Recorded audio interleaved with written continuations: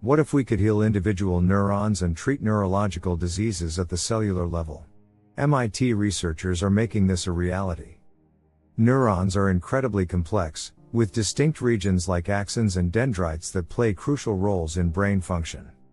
MIT scientists have developed tiny, battery-free devices that can interact directly with neurons without causing damage.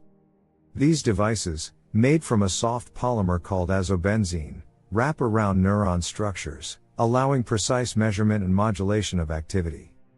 Imagine thousands of these devices being injected and wirelessly activated using light, transforming into microtubes that snugly encase neurons. The researchers overcame significant challenges, creating a scalable manufacturing process that bypasses costly cleanroom environments. The flexibility of these devices is key, as they must conform to the delicate shapes of brain cells without causing harm. These devices could serve as synthetic myelin, restoring lost functionality in neurons affected by diseases like multiple sclerosis. The potential applications are vast, from forming microscopic circuits to delivering electrical, optical, or thermal signals to cells.